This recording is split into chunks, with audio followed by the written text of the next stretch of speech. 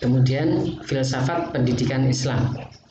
Filsafat pendidikan Islam. Ada berapa istilah itu? Ada berapa kata? Ada filsafat pendidikan Islam. Saya ajarkan definisi yang gampang-gampangan saja. Filsafat itu kepo, pendidikan itu usaha sadar mengajarkan sesuatu, Islam itu adalah berdasarkan Al-Quran dan hadis. Artinya mata kuliah kita ini adalah ngepoin pendidikan yang berdasarkan Al-Quran dan hadis. Sesederhana itu. Jadi mengkaji hakikat dan seluk-beluk pendidikan yang bersumber dari Al-Quran hadis. Jadi kalau ada yang bertanya filsafat pendidikan Islam itu jangan ngopo toh, apa toh? Itu mata kuliah itu nanti itu bercerita tentang piye carane atau ngepoin pendidikan yang bercorak Islam. Seperti itu saja. Jadi apa saja nanti harus kita kepoin dalam filsafat pendidikan Islam. Ya, nanti ada komponen kurikulum, ada komponen materi, bahan ajar dan sebagainya. Nah, itu nanti kita kepoin dalam filsafat pendidikan Islam. Nah, kedudukan filsafat pendidikan Islam ada linear dan non-linear. Ini sederhananya begini. Kalau yang linear itu filsafat pendidikan Islam itu didasarkan pada pemikiran filsafat Islam kemudian ditarik kepada pendidikan. Atau semisal ini psikologi hukum itu adalah konsep-konsep psikologi umum kemudian dibawa ke ranah hukum.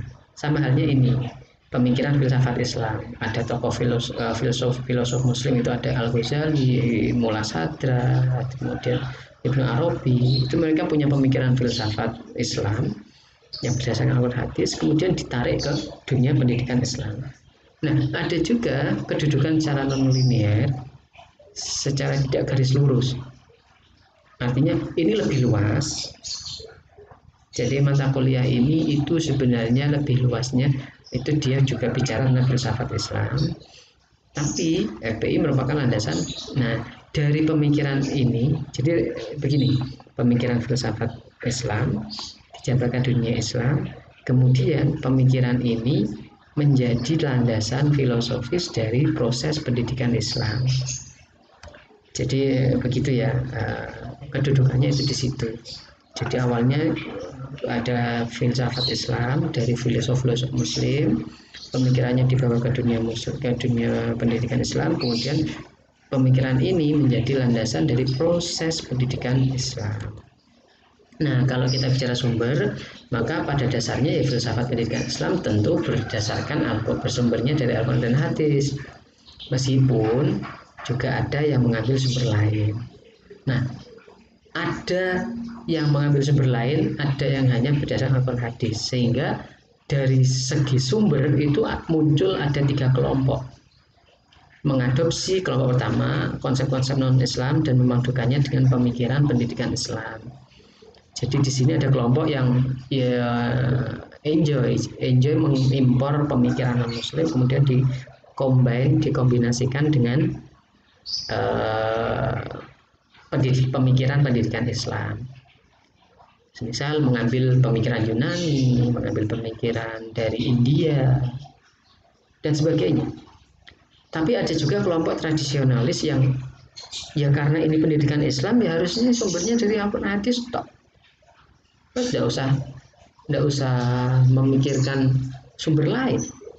Nah, tapi ada juga kelompok yang kritis, masih menggunakan istilah-istilah Al-Quran, premis-premis dari Al-Quran dengan tetap menggunakan dan mengambil konsep di luar Islam.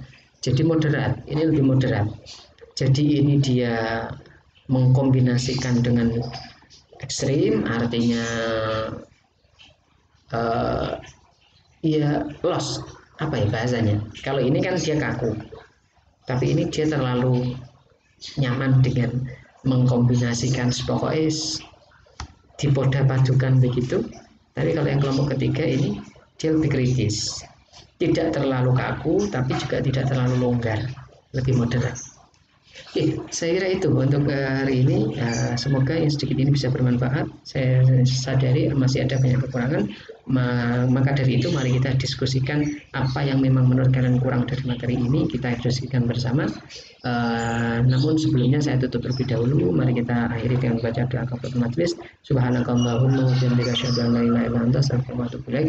Kurang lebihnya saya mohon maaf. Allahumma fiqhil aqwam thoriq. Wassalamualaikum warahmatullahi wabarakatuh.